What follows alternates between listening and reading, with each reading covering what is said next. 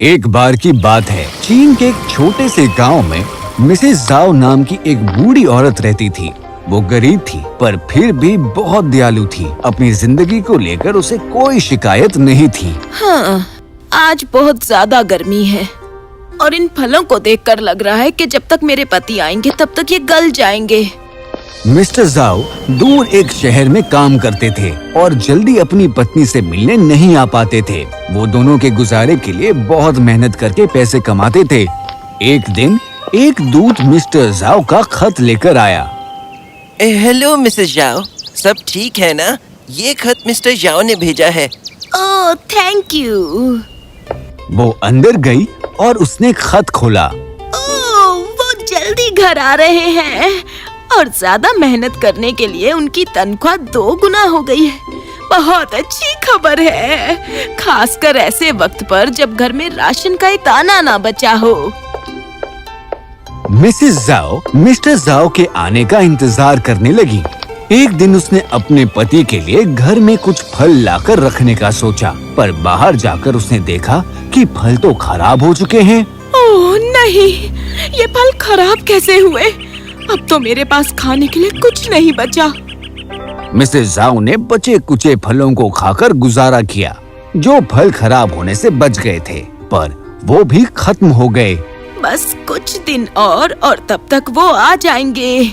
ओह, मुझे बहुत भूख लगी है। मिस्टर जाओ गांव पहुंच चुके थे और अपनी पत्नी के बारे में सोचते हुए खुशी खुशी घर जा रहे थे। मेरी पत्नी मुझे देखकर बहुत खुश हो जाएगी और फिर मैं उसे दिखाऊंगा अपना लाया हुआ चांदी का यौन पाव। उसने रास्ते में एक औरत को सड़क के किनारे रोते हुए देखा। वो उसे कुछ जानी पहचानी लगी।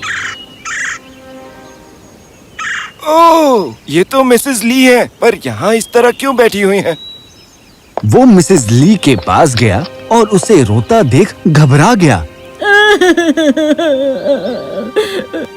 मिसेस ली, आप यहाँ क्यों बैठी हैं और क्या हुआ? आप ऐसे क्यों रो रही हैं? मिस्टर जाओ, ओह मैं तो बस मैं रो रही हूँ क्योंकि मेरे पास अब पैसे नहीं हैं। इतने दिनों से हमने खाना नहीं खाया और किराया भी नहीं दिया।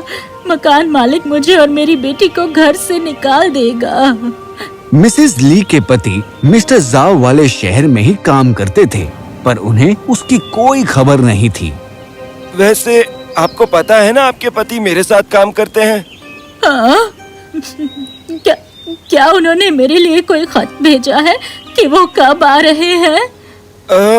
नहीं, पर उन्होंने मुझे अपनी तनख्वाह दी है आपको देने के लिए। ये लीजिए मिसेस ली।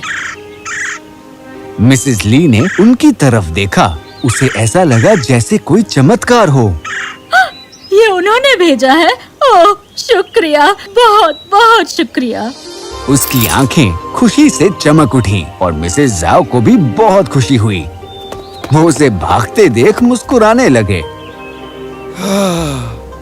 अब मैं अपनी पत्नी को क्या जवाब दूंगा?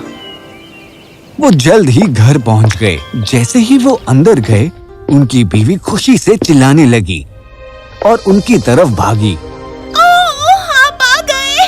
Oh my dear. मिस्टर जाओ ने अपनी पत्नी की तरफ देखा और उन्हें वो थोड़ी कमजोर लगी। उन्होंने उससे पूछा कि उसे क्या हुआ और फिर उनकी पत्नी ने उन्हें घर की पूरी हालत बताई।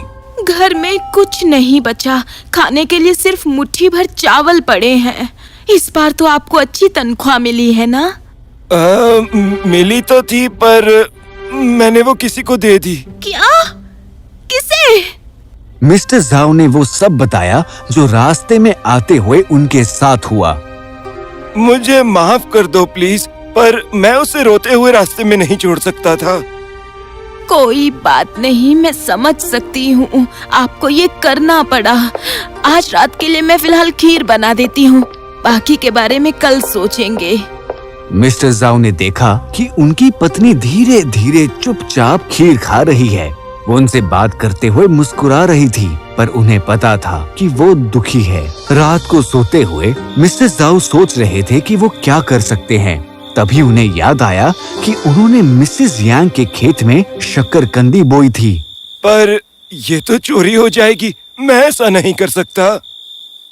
पर जब उसने अपनी पत्नी की तरफ देखा तो उसने मन बना लिया कि वो कुछ शक्करकंदी ले आएगा और वो उन्हें पैसे बाद में दे देगा। इसीलिए वो उठा और खेतों की तरफ चला गया। उस रात मिसेस यांग ने अपने बेटे ताओ को खेतों की देखभाल करने के लिए कहा था। यहाँ तो बहुत ज्यादा ठंड लग रही है, वहाँ अंदर थोड़ी कम लगेगी, वहाँ चला जाता हूँ। वो अंदर चला गया और वहाँ आग जलाकर बैठ गया। पर कुछ देर बाद उसने किसी की आवाज सुनी। हाँ? ये तो मेरे टीचर हैं, मिस्टर जाओ। वो यहाँ क्या कर रहे हैं? मिस्टर जाओ अपनी आंखें बंद करके बैठ गए। वो बहुत परेशान थे। क्या ऐसा करना ठीक होगा अगर मैं मिसेस यांग के खेत से कुछ शकरकंदी ले लूं? जब तक मैं उन्हें पैसे नहीं दे देता तब तक के लिए हमारा पेट भरने के लिए। ताओ अपने टीचर को बेबस प्रार्थना करते हुए एक तरफ खड़ा देख रहा था। उसने उनकी मदद करने का फैसला किया। मिस्टर जाओ! हाँ, महान आत्मा, तुम बहुत अच्छे इंसान हो और मुझे लगता है कि अगर तुम खेत में से कुछ शकरकंदी ले लोगे तो कोई बात नहीं।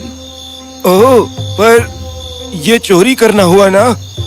नहीं, बिल्कुल नहीं। अगर तुम उन्हें बाद में इसके पैसे दे दोगे तो बिल्कुल नहीं। ओह, शुक्रिया महान आत्मा। हमने कब तो पता नहीं चली। ताओ ने देखा कि वो चले गए और वो मिस्टर जाओ के पीछे पीछे उनकी मदद करने गया। मिस्टर जाओ को जमीन से शक्करकंदी निकालनी नहीं आती थी और उन्हें पक्की हुई ढूंढने में मुश्किल हो रही थी। तुम खेत के पूर्वी हिस्से में जाओ, वहाँ मिलेगी तुम्हें अच्छी शक्करकंदी। वो वहाँ अच्छी शक्करकंदी देखकर खुश हो गया और उसने अपने लिए कुछ शक्करकंदी निकाल ली। उसने महान आत्मा को शुक्रिया कहा और घर चला गया। बड़ा मजा आया, अब मुझे घर जाना चाहिए। अगले दिन सुबह ताओ ने अपनी माँ को सब कुछ बताया और वो ये बात सुनकर काफी हैरान हुई। बेचारे मिस्टर जाओ, लगता है वो किसी परेशानी में है। आज हम उनके घर चलेंगे, ठीक है? मिसेस यांग को मिस्टर जाओ के लिए बहुत बुरा लगा। उसने उन्हें कुछ और शक्करकंदी और साथ में कुछ और फल सब्जियां देने का सोचा। जब वो उनके घर पहुंचे, उन्होंने मिस्टर जाओ की बात सुनी। ये बहुत स्वादिष्ट है, तुम्हें कैसी लगी? मुझे भी बहुत अच्छी लगी। ये लीजिए, थोड़ा और खाइए। माँ, उनके पास खाने के लिए बहुत कुछ है, तो उन्हें हमारे खेतों से चुराने की क्या जरूरत थी? यहाँ आओ ताओ।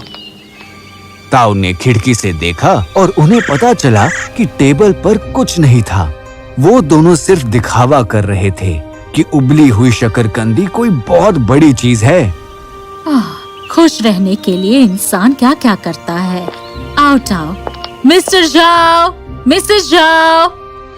उनकी आवाज सुनकर उन्हें और शर्मिंदगी महसूस होने लगी। नहीं, हम उन्हें सच बताएंगे। हम उनसे कहेंगे कि इसके पैसे हम उन्हें कुछ दिनों में देंगे। उन्होंने घबराते हुए दरवाजा खोला। गुड मॉर्निंग, ताओ और मैं आपके लिए।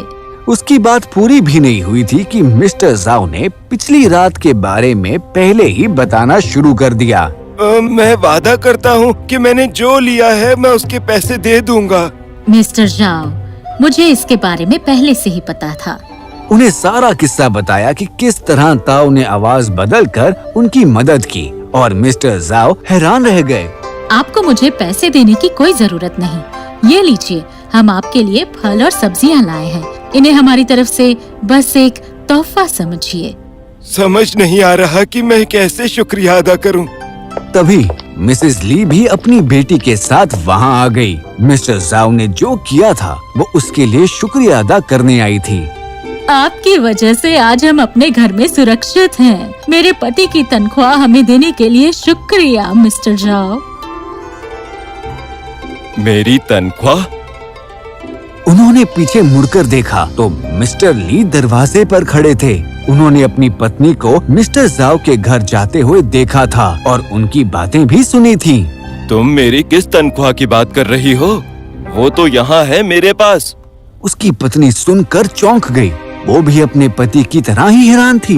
मिस्टर जाओ ने मुस्कुराते हुए उन्हें सारी बात बताई कि उन्होंने ली परिवार की कैसे मदद की। अब मिस्टर ली की बारी थी वो एहसान चुकाने की। उन्होंने मिस्टर जाओ का शुक्रिया अदा किया।